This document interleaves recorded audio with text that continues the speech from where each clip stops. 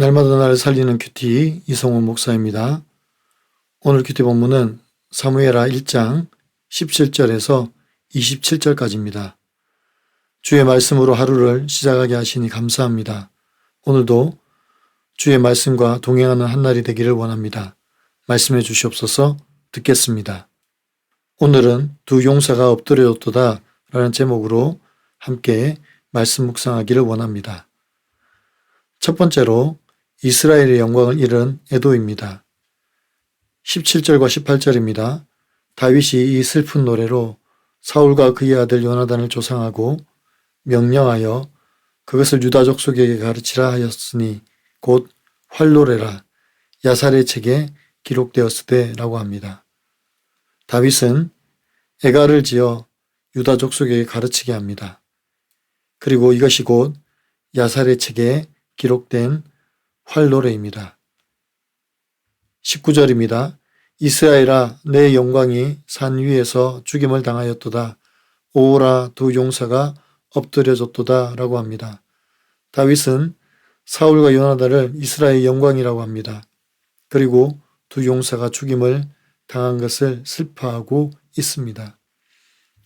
20절에서 다윗은 이 소식을 이방에게 알리지 말라고 합니다.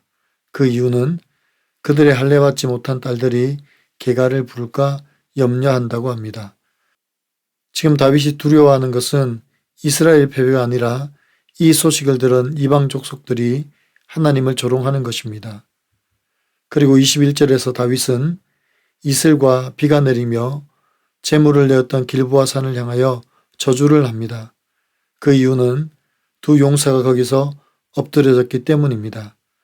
더 이상 그곳은 마치 주인을 잃고 방치된 방패처럼 처참할 것을 말하고 있습니다. 다윗은 끝까지 사울과 요나단을 높입니다. 그들을 이스라엘의 영광이라고 하며 그들이 엎드러진 산을 저주합니다. 다윗의 애도는 하나님을 경외하면서 비롯되었습니다. 하나님의 기름 부음 받은 자에 대한 진실된 슬픔과 애도입니다. 여러분은 어떻습니까? 나는 내가 속한 공동체와 나라를 위해 기도합니까?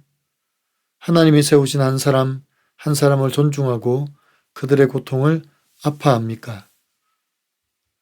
두 번째로 진정한 사랑에서 우러나오는 애도입니다. 22절과 23절에서 활과 칼은 두 용사의 용맹함을 상징합니다.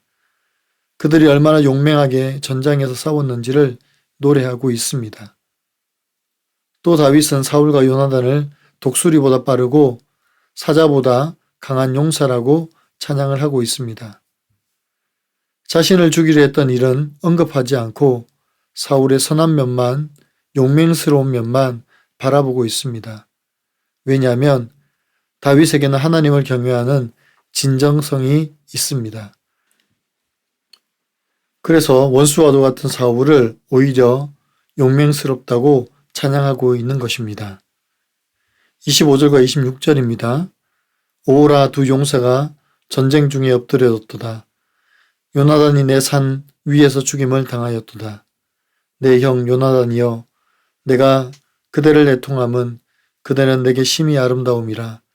그대가 나를 사랑함이 기이하여 여인의 사랑보다 더하였도다 라고 합니다. 요나단은 다윗에게 있어서 형제와도 같습니다. 그래서 다윗은 요나단을 내 형이라고 부릅니다. 그리고 다윗은 자기 형과 같은 요나단을 사랑하는데 여인보다 더 사랑한다고 고백하고 있습니다. 다윗이 요나단을 여인보다 더 사랑하는 이유는 그 사랑은 목숨을 건 사랑이기 때문입니다. 생명의 맞바꿈으로 얻어진 사랑입니다. 요나단은 죽을 각오를 하고 다윗을 피신시켰습니다. 다윗은 그 은혜와 사랑을 잊을 수가 없습니다. 그래서 오늘 요나단을 여인보다 더 사랑한다고 고백하는 것입니다. 27절입니다. 오호라 두 용사가 엎드려졌도다. 싸우는 무기가 망하였도다 하였더라고 합니다. 다윗은 이스라엘 지키는 무기가 망하였다고 말을 합니다. 그러나 이것은 절망을 말하는 것이 아니라 이제 시작될 하나님의 승리를 갈망하는 다윗의 역설입니다. 우리에게 찾아오는 고난은 우리를 망하는 자리로 안내하는 것 같지만 결국은 승리의 길을 보여주는 안내자와도 같습니다. 적용해 보세요. 나는 나를 힘들게 한 사람의 악한 면만 기억하지는 않습니까? 내가 경험한 상실과 슬픔을 통해 누군가를 위로하거나 일으켜 세운 경험이 있습니까? 오늘 큐티 묵상 간증은 나의 활 노래라는 제목의 한 성도님의 큐티인 묵상 간증입니다. 예전에 저는 가난에서 벗어나지 못하는 친정을 생각하면 우울했습니다. 한평생 고생만 하다 늙어가시는 부모님을 보면 마음이 아프기도 했지만 세상에서 든든하게 비빌 언덕이 되어주지 못하는 부모님이 원망스러웠습니다. 그래서 제게 화려한 붉은 옷이나 금 놀이개를 못해준 부모님의 무능력을 고발하는 말도 서슴없지 않았습니다. 그러나 다윗이 자신을 괴롭힌 사울을 하나님이 기름 부으신 자로 인정했듯이 이제는 저도 이혼하지 않고 가정을 지키신 부모님에 대한 존경과 감사가 나옵니다. 내 유익에 합하지 않는다고 하나님이 세우신 부모님의 권위를 무시하는 것은 제가 하나님의 자리에 앉는 것과 같음을 깨닫게 되었기 때문입니다.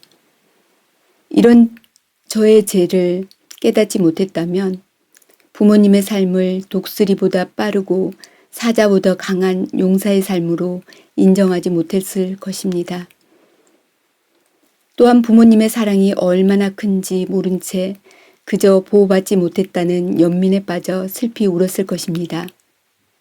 그런데 얼마 전 아버지의 전립선암 소식을 듣고 제일 먼저 치료비가 걱정되었습니다. 눈물의 회개로 부모님을 향한 원망이 모두 씻겼다고 생각했는데 항암 치료 대신 비싼 로봇 수술을 받고 싶어 하시는 아버지를 보며 부모님께 받은 게 없는 자식들이 이렇게까지 섬겨야 하나? 라는 분함과 생색이 올라왔습니다.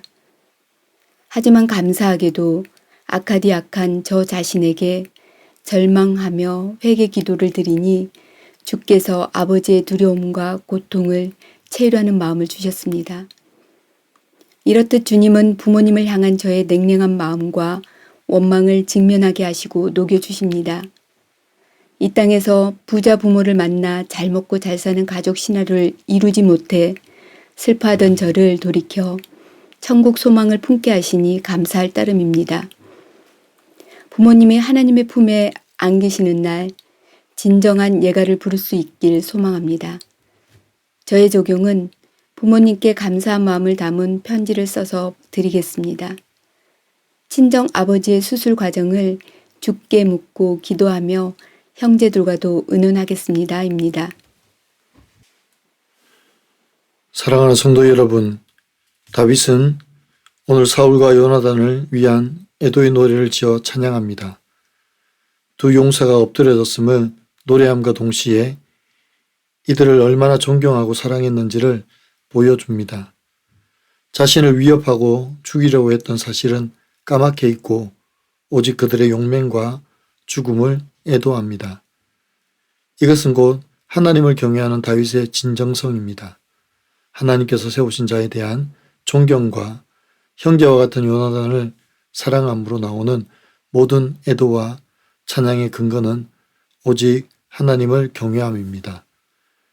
하나님을 경외하는 자가 사람도 존경하고 사랑할 수 있습니다. 내게 어려움과 고난을 주는 사람이라도 그를 통한 하나님의 섭리를 볼 수 있기 때문입니다. 그 섭리를 통하여 나를 구원하시고 모든 것 가운데 승리하게 하신 하나님만을 바라보고 오늘도 하나님을 경외하며 살아가는 저와 여러분의 삶이 되기를 간절히 축원합니다. 기도드립니다. 사랑하는 주님, 나를 미워하고 나를 해하려는 자를 사랑하고 그를 위해 칭찬을 하고 존경을 하기란 너무도 어렵습니다. 자꾸만 우리의 눈에는 그들의 잘못만 보입니다.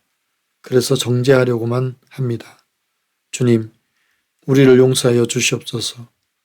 오늘 다윗과 같이 하나님을 경외함으로 하나님께서 세우신 왕의 죽음을 애통하며 그를 위한 노래를 지을 수 있는 애통함과 긍휼함을 허락하여 주시옵소서.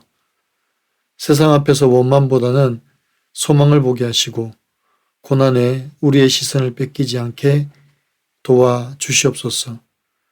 고난을 넘어 축복을 향하여 눈을 들게 하여 주시옵소서. 오늘도 우리 삶에서 승리를 주신 하나님을 찬양하고 감사드리며 우리 구주 예수 그리스도의 이름으로 간절히 기도하옵나이다. 아멘.